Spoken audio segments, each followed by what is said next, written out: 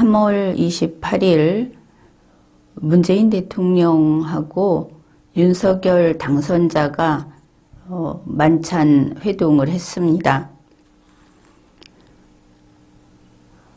만찬이 끝나고 나서 끝난 뒤의 두 사람의 모습은 그렇게 소개된 바가 없고, 다만 장제원 당선자 비서실장, 장제원 씨의 브리핑이 있었습니다. 이 두 사람의 만남이 한번 이야기가 나왔다가 불발이 되고, 그래서 국민들의 관심을 받고 있었습니다. 그러면은 이번에 이 만찬이라는 사건, 이 사건의 정치적인 의미는 무엇이고, 또 이 뉴스를 통해서 우리 국민이 읽어낼 수 있는 것은 무엇인지 그 이야기를 해 봅시다. 먼저 이번 이 두 사람의 회동은 어느 쪽에서 먼저 제안을 했는가, 이것부터 봐야 하겠습니다. 그것은 문재인 대통령이 윤석열 당선자에게 만나자, 이렇게 한 것을 알 수 있습니다. 정확히는 문재인 대통령이 가급적 이른 시일 내에 만났으면 한다, 이러한 문재인의 뜻을 전달한 겁니다. 그러니까 윤석열 당선자가 문재인 대통령에게 아무 의제 없이 만남에 응하겠다, 이런 답을 했습니다. 여기에서 아무 의제 없이 그냥 무조건 가서 뵙겠습니다, 이런 이야기를 한 겁니다. 이 대목에서 여러분은 무엇인가 무드가 대폭 바뀌었다, 이런 생각을 할 겁니다. 왜냐하면 이 두 사람이 만났는데 이것이 문제고 이것을 요구하고 그런 이야기가 있지 않았습니까? 그런데 정작 만나면서조차 아무 의제 없이 그냥 가겠다, 그러면 결국 오라고 하시니 가서 하시는 말씀을 듣겠습니다, 이렇게 되는 겁니다. 의제가 없는 것은 윤석열 당선자 쪽이고, 만나자고 부른 것은 문재인 대통령이니까 부른 사람이 할 말이 있을 것이다, 이렇게 보면 될 겁니다. 그런데 이렇게 서로 주고받았는데 언제 일정이 잡혔는가 하면은 청와대에서 3월 25일에 이러한 일정을 발표했습니다. 내용은 이렇습니다. 문재인 대통령이 3월 28일 월요일 오후 6시 상춘제에서 만찬을 겸해 윤석열 당선자를 만난다, 이것이 청와대 브리핑입니다. 형식이야 두 사람이 의논한 것으로 되어 있지만 청와대의 뜻이고 문재인 대통령의 뜻이다, 이것을 알 수 있습니다. 이제 3월 28일 당일의 상황을 살펴봅시다. 오후 6시에 만나기로 했는데 문재인 대통령은 오후 5시 58분에 이미 나와서 윤석열 당선자를 기다리고 있었습니다. 뉴스에서 이것을 대단한 일이라고 굳이 소개를 했는데 무엇인고 하면은 문재인 대통령이 여민 1관에 나와 있었다. 여민 1관 3층에 대통령 집무실이 있다. 거기에서 있다가 1층까지 내려와서 윤석열 당선자 일행을 기다렸다 이런 겁니다. 그러면서 문 대통령이 상춘제가 아닌 여민 일관에서 직접 윤석열 당선자를 맞이한 것은 이것이 대단한 대우를 한 거다, 예우를 한 거다 이렇게 보도를 했습니다. 일종의 버선발로 환영했다 이런 뜻이 되겠지만, 그러나 이것은 다른 의미가 있습니다. 윤석열 당선자가 청와대에서는 비서들하고 소통이 잘 안 된다. 본관에서 비서동까지 무려 500m나 거리가 있기 때문에 소통이 안 된다고 했었는데, 문재인 대통령은 여민 일관에 나와 있었다 하는 겁니다. 대통령이 비서동에 있는 집무실에 아주 자주 나와 있고 소통에 문제가 없다. 이것을 몸으로 보여준 겁니다. 그리고 굳이 여민 일관 1층까지 와서 기다렸다 하는 것은 당연히 거기서부터 상춘제까지 같이 올라갈 수밖에 없는 것이죠. 그러면은 청와대를 이곳 저곳 볼 수밖에 없는 겁니다. 무엇인가 의도가 있었다. 이것을 알 수 있습니다. 문재인 대통령은 여민 일관에서 녹지원을 거쳐서 상춘제까지 걸어갔습니다. 그러면서 청와대 곳곳에 대해서 설명을 한 것입니다. 게다가 이 과정에서 거기에서 좀 먼 곳을 가리키면서 저기는 헬기장이 있다. 이것까지 이야기를 했습니다. 윤석열 당선자는 집무실을 다른 곳으로 옮기겠다고 하면서도 이 헬기장 때문에 그것만큼은 청와대 헬기장을 써야 되겠다 하는 궁색한 처지에 있었던 것을 생각해 보면 이러한 설명은 의미가 따로 있다. 그것을 알 수 있습니다. 여기에 대해서 중앙일보도 이렇게 보도를 했습니다. 더 이상 청와대를 사용하지 않겠다고 공언을 한 윤석열 당선자에게 문재인 대통령이 청와대 시설을 친절하게 가이드해주는 아이러니한 모습은 만찬장에 도착해서도 계속 연출됐다. 언론사 측에서 보기에도 이것은 너무나 특이했다 이렇게 본 것을 알 수 있습니다. 그러니 일부러 공들여서 설명을 했다. 그렇게 이해를 할 수 있는 겁니다. 만찬장소는 상춘제입니다. 그런가 하면 이날의 일에 대해서 청와대 브리핑도 다음과 같은 내용을 소개하고 있습니다. 문재인 대통령은 상춘제를 가리키면서 항상 봄과 같이 아마 국민들이 편안하기를 바라는 그런 마음이다. 이렇게 설명했다고 브리핑을 했습니다.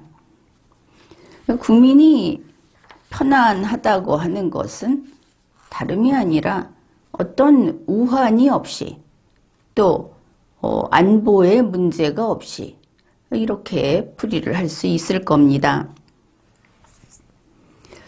보통 이런 만남에서 문재인 대통령은 현재 청와대를 사용하고 있는 이를테면 이미 그 집에 살고 있는 집주인 같은 그런 사람이라고 우리가 상정을 할 수 있고, 윤석열 당선자는 이제 이 원주인이 이사를 가면 그 집에 들어와서 살게 될 새 입주자라고 이야기할 수도 있을 겁니다.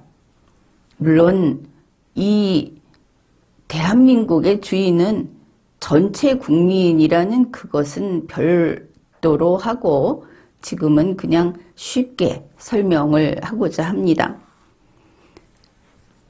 그러면은 이제 새로 들어올 사람에게 여기는 어디고 여기는 안방이고 뭐 이렇게 설명을 해주게 될 겁니다.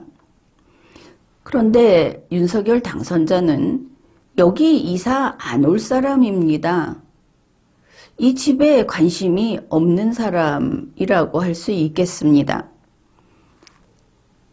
그러니 이 장소의 중요성, 이 장소의 쓰임새, 그 의미, 이런 것을 설명을 한다 하는 것은 눈에 띄는 일인 것은 분명합니다.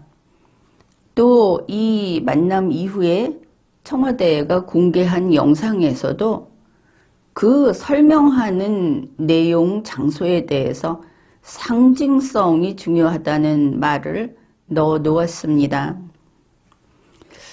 그렇다면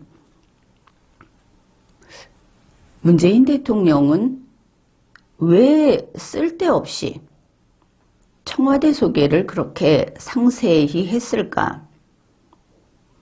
결국 그렇다면 대한민국의 대통령으로서 국민을 늘 봄날과 같이 편안하게 모시는 일은 역시 청와대에 들어와서 일꾼이 열심히 일을 하는 것이다. 그게 중요한 것이다. 이런 암시가 아닌가.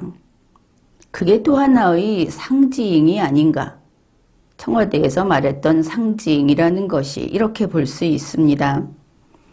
국민을 편안하게 하는 것은 특히 안보에 있어서 굳건한 안보로 국민이 걱정하지 않게 하는 것, 이것이 가장 큰 것에 속한다.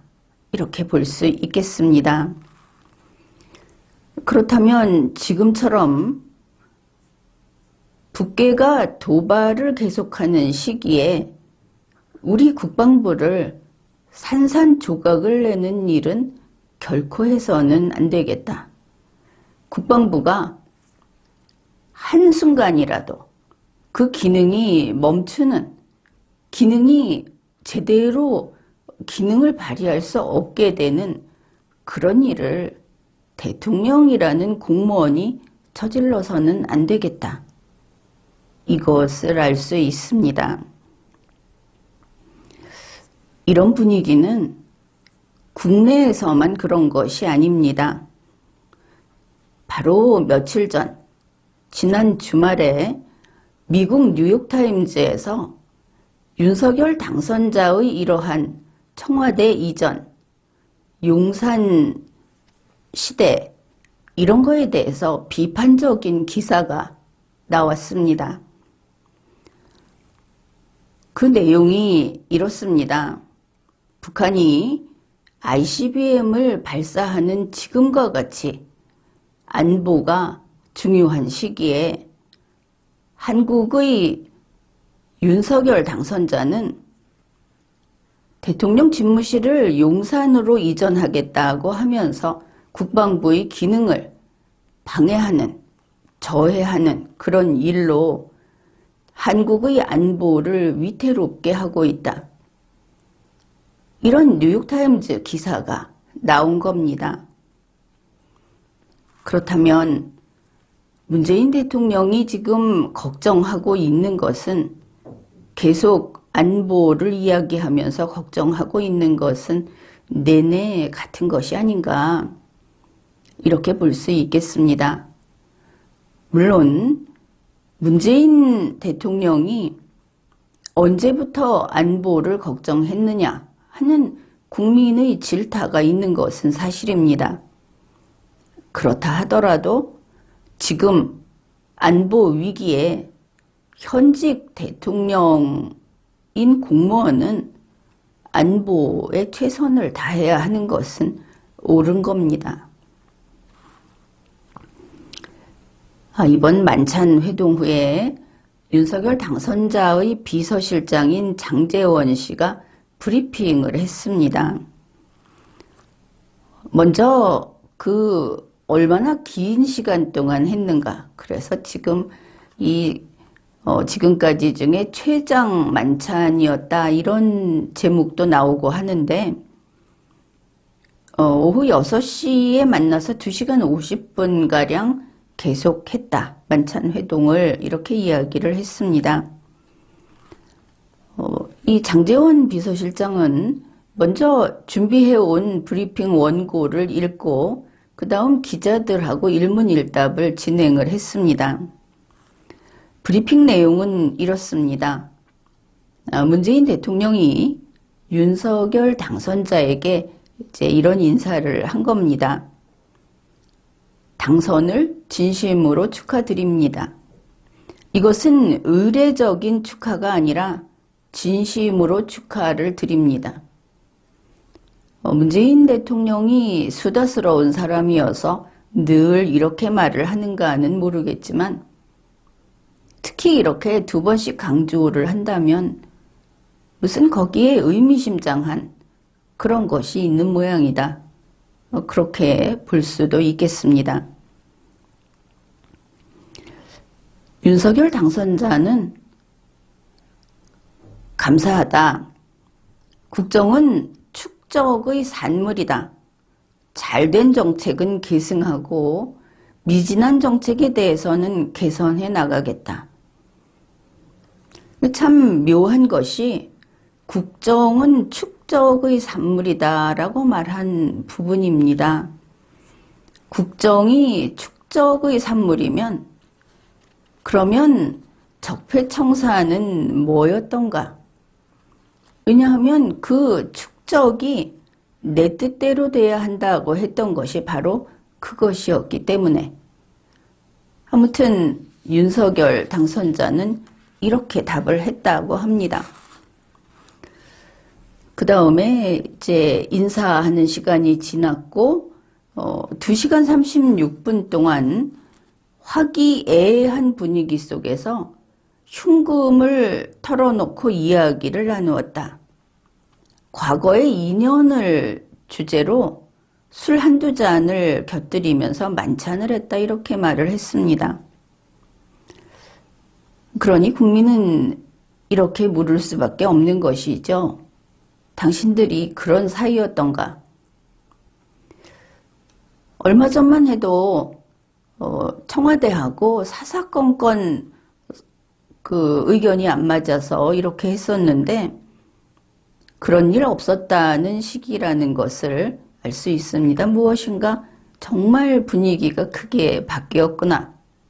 그렇게 보입니다. 그 다음에 이제 문재인 대통령이 저의 경험을 많이 활용해달라, 돕겠다. 이런 말을 했다 하고 이것도 의미는 있는데 여기서는 이 만찬 회동을 마치고 헤어질 때 윤석열 당선자가 선물을 받았답니다. 문재인 대통령이 넥타이를 선물하면서 꼭 성공하시기를 빈다. 내가 도울 것이 있으면 언제든지 연락해달라. 이렇게 했다는 것이 브리핑 전부입니다. 2시간 36분 혹은 2시간 50분 그러면은 상당히 긴 시간입니다. 그래서 그동안에 무엇을 했는가? 이제 질문 답변 시간을 통해서 무슨 일을 했는가를 알아볼 수 있을 텐데 이렇습니다. 4사람이 만났는데 단독 회동을 따로 했느냐 하니까 없었다고 했습니다. 단독 회동도 없었다. 특별히 한 이야기가 없다는 뜻이 됩니다. 그 다음에 집무실 이전하고 예비비에 대해서 이야기했느냐 하니까 그거에 대해서 특별한 거 없고 이 부분은 이제 별도로 우리가 다룰 거니까 여기서는 그냥 넘어가겠습니다. 단독회동 없었다. 그 다음에 추경을 벼르고 있었지 않았습니까? 그런데 추경 어떻게 됐느냐 하니까 언급도 안 됐다고 합니다. 입도 뻥끗 안 했다는 것이죠. 둘이서 얘기한 것도 없고, 그러면 넷이 있는 자리에서 추경에 대해서 이야기 안 했다. 그러면은 계속 아웅다웅 하던 인사권과 관련해서는 어떻게 됐느냐 하니까 이야기 안 했다. 뜻밖에도 북한 ICBM과 관련해서 이야기를 했느냐 하니까 여태 싸우던 그 모든 것을 이야기를 안 했는데 북한 ICBM에 관해서는 이야기를 했답니다. 정권 인수인계 과정에서 국가의 안보와 관련해서는 한치의 누수가 없도록 해야 한다.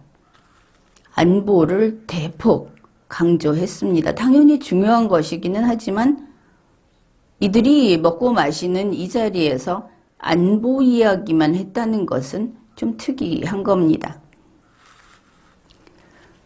그 다음에 서로 감정이 좀 안 좋은 면도 있었다. 이래서 그런 이야기가 이미 있었는데 정작 이 자리에서는 서로 좀 섭섭한 부분에 대한 이야기가 있었느냐 하니까 전혀 없었다고 합니다. 그러면서 과거에 인연이 많기 때문에 뭐 그런 거 없다. 원래 아주 찐득하게 친한 사이다. 이런 이야기를 하는 겁니다. 그 다음에 또 있습니다. 지난번에 문제가 됐던 것이 이명박 대통령 사면 문제에다가 김경수 씨 사면을 엮어놨던 그 문제가 있지 않았습니까?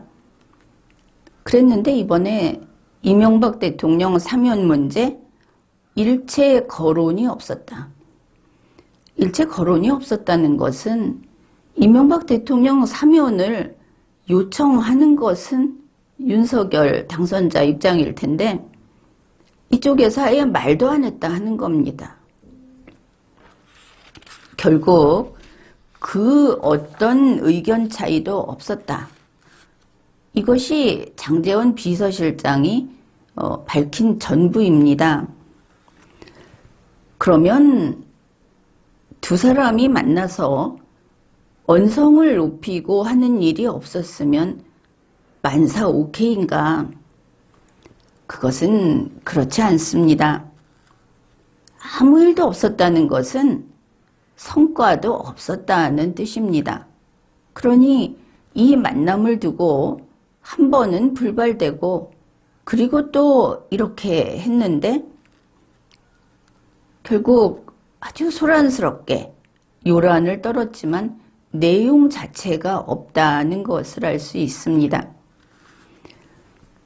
윤석열 당선자는 문재인 대통령이 부르니까 냉큼 달려갔습니다.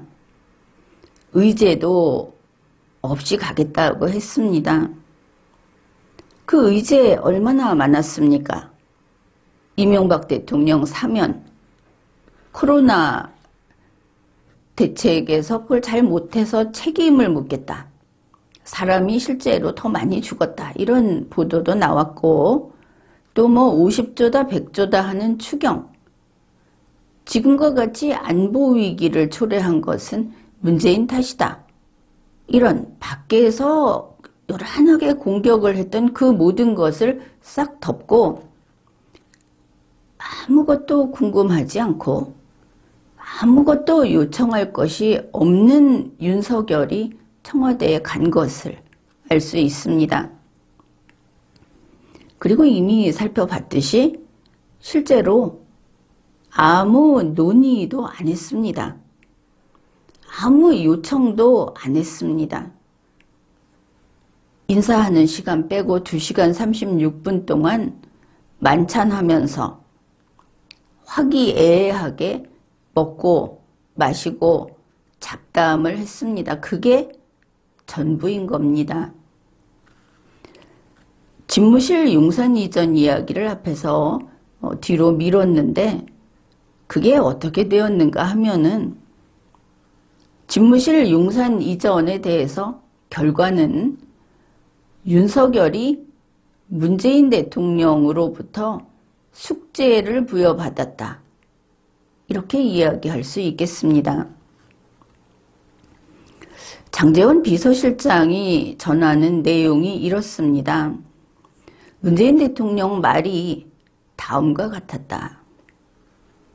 대통령 집무실 이전 지역에 대한 판단은, 그러니까 어디로 옮길 것인가 하는 그런 판단은 차기 정부의 몫이다. 나는 정확한 이전 계획에 따른 예산을 면밀히 살펴 협조하겠다. 이 문장을 살펴봅시다. 대통령 집무실 이전 지역에 대한 판단은 차기 정부의 몫이다. 아직 아무도 이것은 정할 수 없다는 뜻이 됩니다. 차기 정부는 아직 성립되지 않았기 때문에 부존재합니다. 5월 10일 이후에 비로소 차기 정부가 작동하게 되는 겁니다. 그러면 5월 10일 이후에만 어디로 갈 건지를 결정할 수 있다는 뜻입니다. 법상 타당한 이야기이기는 합니다. 그런데 대통령 집무실이 어디로 갈 것인가 하는 거는 윤석열 당선자가 용산이라고 이미 정하지 않았습니까? 그런데 문재인 대통령의 이 말의 뜻은 윤석열 그대는 아직은 당선자이고 지금은 내가 대통령으로 있는 내 정부다. 현 정부다. 차기 정부가 아니다. 어디로 갈지는, 그러니까 자격 없는 자가 용산이라고 말한 것은 정한 게 아니기 때문에 5월 10일 이후에 차기 정부가 수립이 되면, 차기 정부가 인수인계를 받게 되면 그때부터 어디로 갈지를 정해봐라. 이렇게 말을 한 겁니다. 결국 이 말로 대통령 집무실 용산으로라는 모든 게 백지화됐다는 것을 알 수 있죠. 법상 그렇고 현재의 대통령이 그렇게 말을 했다는 뜻입니다. 윤석열 당선자가 용산으로 정했다고 고집하는 것은 그 개인의 주장입니다. 윤석열 당선자는 대통령이 아니고 윤석열의 정부도 존재하지 않기 때문에 이렇게 되는 겁니다. 그리고 문재인 대통령이 한 말은 이렇습니다. 윤석열 당선자가 정확한 이전 계획을 완료하고, 그러니 장소를 정할 권한이 없기 때문에 장소가 없이 정확한 이전 계획을 완료하라. 이거 참 어렵게 보이지 않습니까? 어디로 가는지 따라서 그 계획도 달라질 것이고 그 비용도 달라질 텐데. 아무튼 이전 계획은 정확해야 한다고 요구를 한 겁니다. 그러니 대충이 아니고 실제로 때가 오면 5월 10일 이후가 됐을 때 절차를 밟아서 이게 정책으로 채택이 되면 바로 실행할 수 있을 정도로 정확한 이전 계획을 수립을 해라. 이것이 숙제가 된 겁니다. 그 계획을 완료하고 정확한 이전 계획에 따른 예산을 산출하라. 그 예산을 가져오면 면밀히 살펴보겠다. 면밀히 살펴본 다음에 협조할 것이 있으면 협조하겠다. 그런데 여기에 근본적인 한계가 있지 않습니까? 장소는 정하지 말라. 이렇게 된 겁니다. 장소는 차기 정부의 몫이니까. 이걸 가지고 차기 정부의 몫이니까 그러면 우리가 정할 수 있다고 이야기를 하면 그거는 바보인 것이죠. 윤석열 당선자는 대통령이 아니다. 이 간단한 문장을 지금도 이해를 못하는 것인가? 그렇게 물어야 할 겁니다. 문재인 대통령이 지금 그리고 윤석열 당선자 측하고 한 이야기가 무엇인가를 이렇게 한번 설명을 해보겠습니다.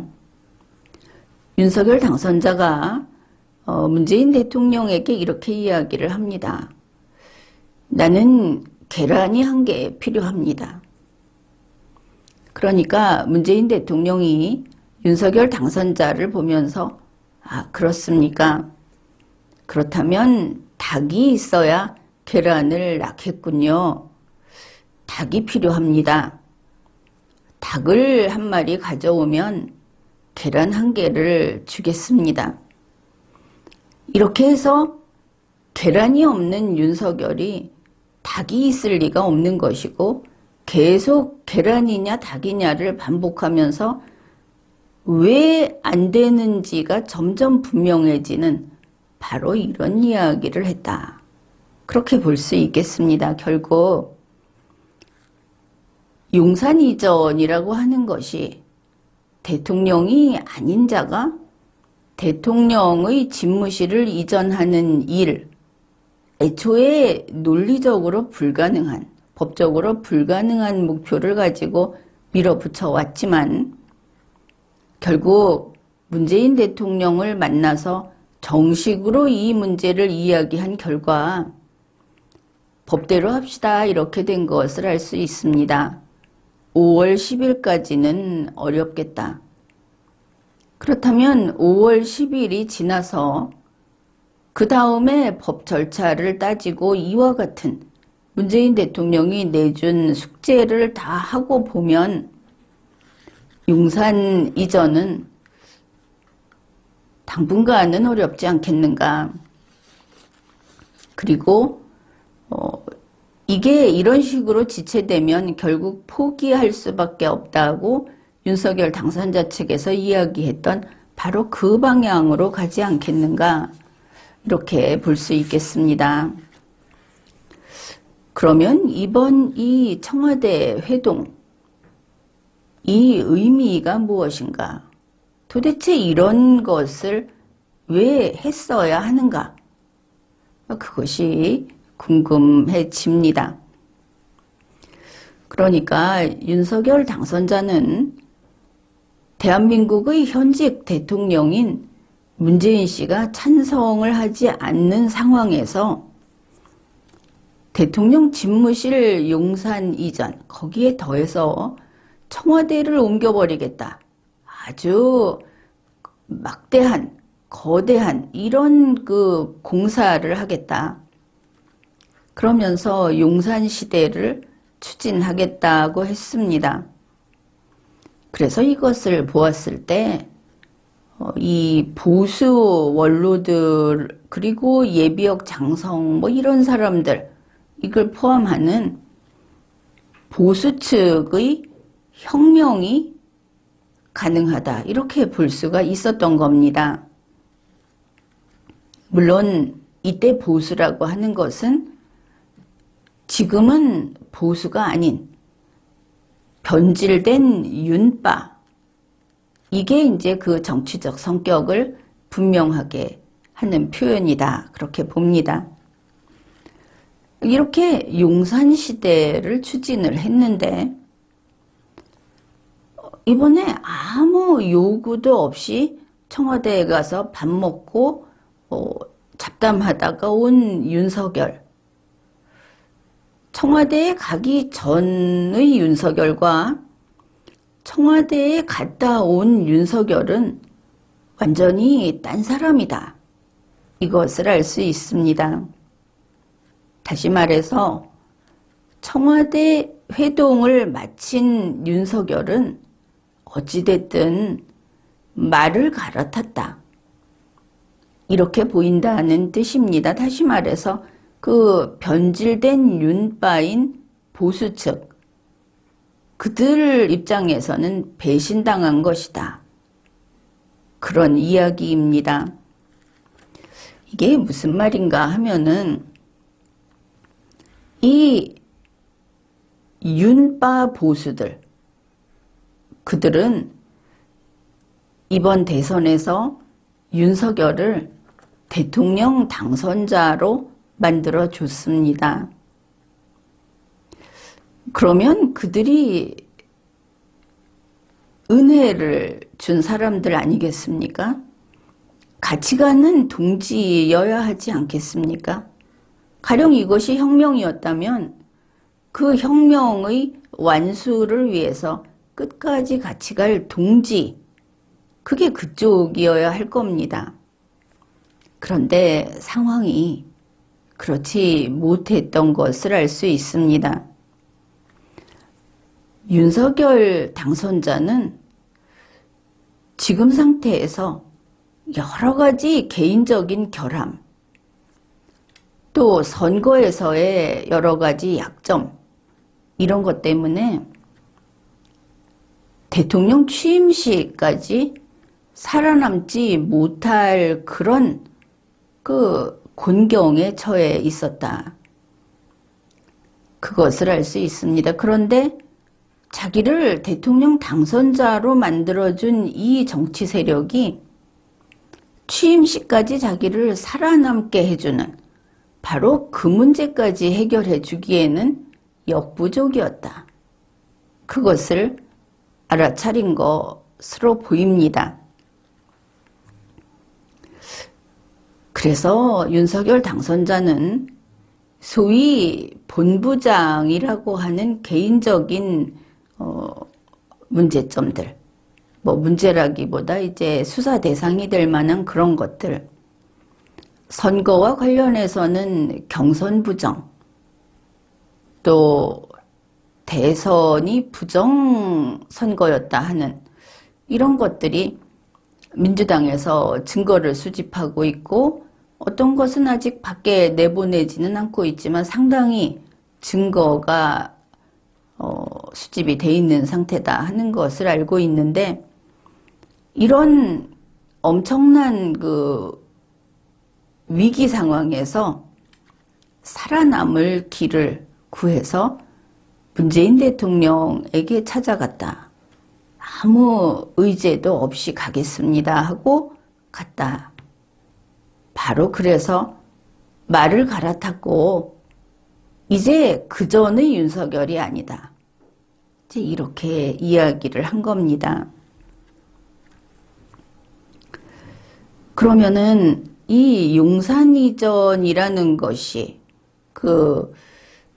정권 교체를 위해서 같이 싸웠던 동지들이 추구하던 용산 이전이라고 하는 것이 그러면 어떻게 바뀔 수 있는가? 두 가지 경우의 수를 이야기할 수 있겠습니다. 하나는 문재인 대통령과 그쪽 정치 세력의 보호를 받으면서 용산 이전을 좀 느리게 그렇게 추구를 한다. 그렇게 하기 위해서는 문재인 대통령 측에 그쪽 정치 세력에게 대단히 많은 것을 양보했어야 할 것이다. 선거 승리자로서 누릴 수 있는 것 중에 아주 많은 것을 넘겨주어야 했을 것이다. 이것을 알 수 있습니다. 그러나 이것은 그 불평등 조약과 비슷한 것이긴 하지만 그나마 다 주고 조금 내 거 챙기는 이런 식의 타협이다. 그래서 명색은 타협이라고 할 수도 있어 보입니다. 두 번째 경우는 용산 이전을 포기하겠다고 그렇게 승복을 한 경우가 됩니다. 그러니까 이번에 이렇게 만나면서 용산 이전 포기의 출구 전략을 앞으로 추진하는 그런 경우가 되겠습니다. 이거는 윤석열 당선자가 그냥 무릎 꿇은 겁니다. 아무 이유 없이 조건 없이 100% 항복을 한 것입니다. 이 경우라고 한다면, 달리 말하면 문재인 대통령님 살려주세요라고 한 그런 경우가 되겠습니다. 아무튼 이번 회동이 아주 수상쩍다. 어째서 이런 일이 전개가 되었는가? 이렇게 생각하는 국민들이 많을 텐데, 우리가 살펴본 바로는 윤석열이 바뀌었다. 그 전에 뭐 더 바람직하고 어땠다는 것이 아니고, 이제 문재인 대통령 밑에 확실히 들어갔다.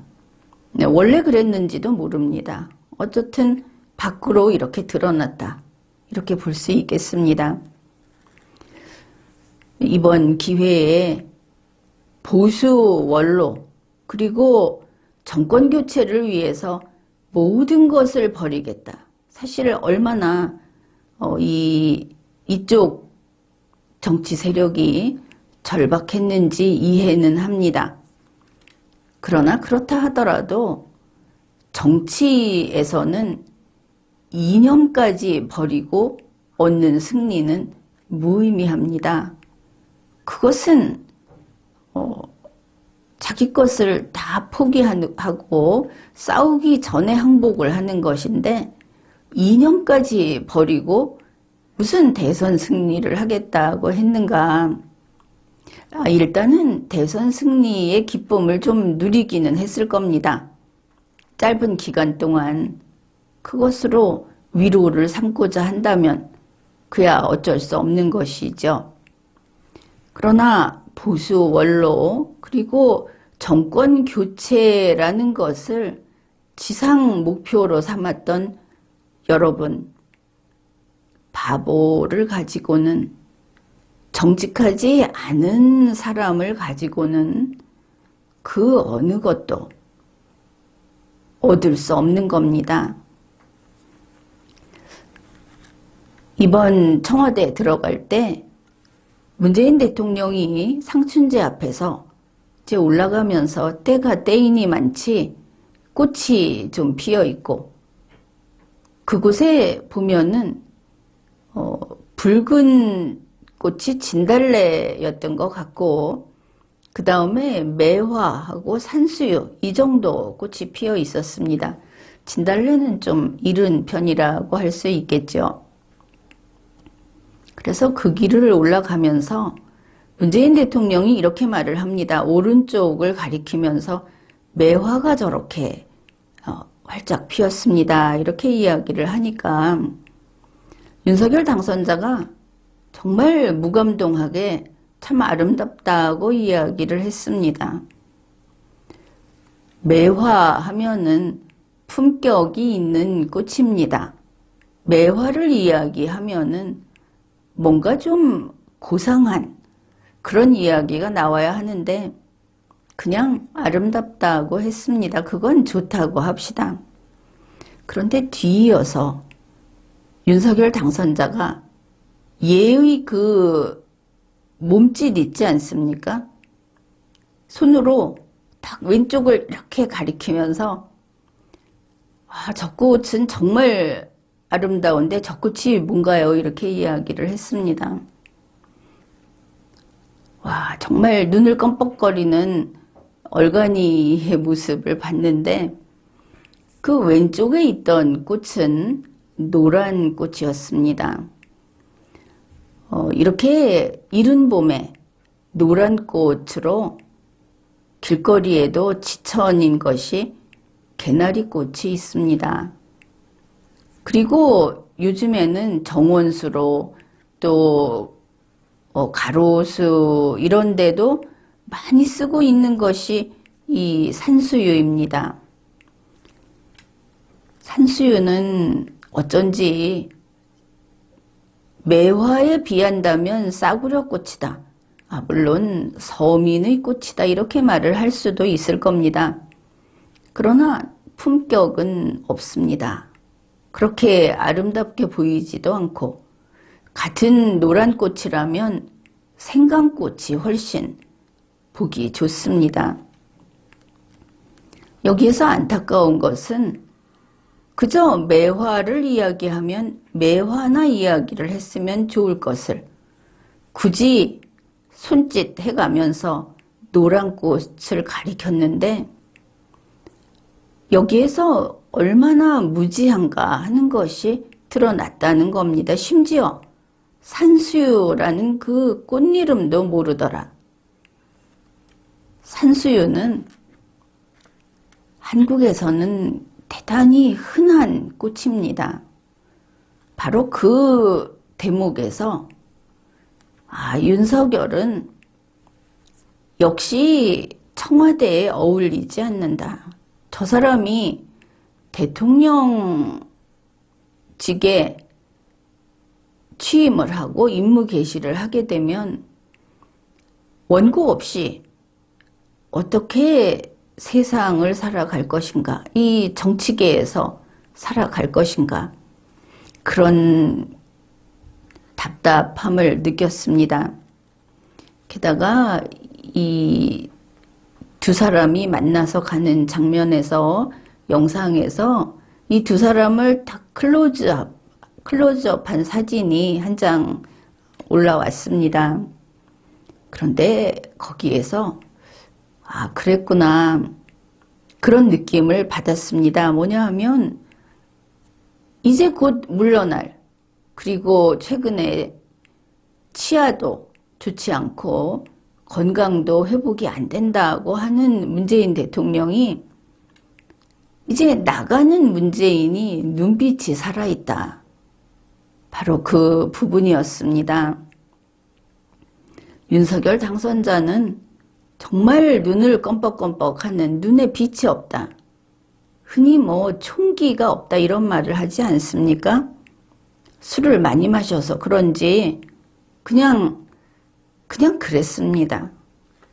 그런데 이 두 사람의 눈빛의 차이, 여기에서 최근 여론조사에서 지지율, 앞으로 국정 운영을 어떻게 할 것이냐, 지금 어떻게 하고 있느냐 하는 이 지지율에서 오히려 나가는 문재인 대통령이 더 높더라 하는 이런 지지율 역전이 있지 않았습니까?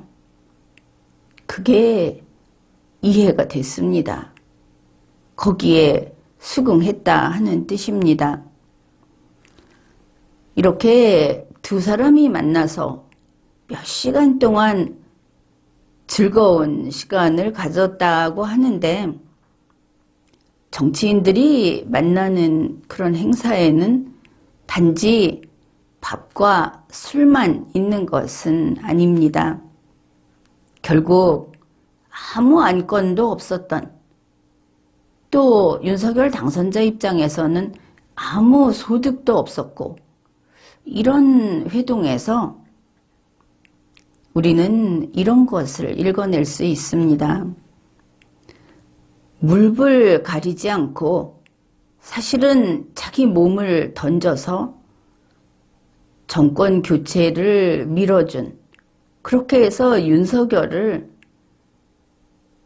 상상도 하지 못할 대통령 당선자의 위치까지 밀어 올렸던 보수가 이제 토사구팽의 처지가 되었구나, 그것을 알 수 있습니다.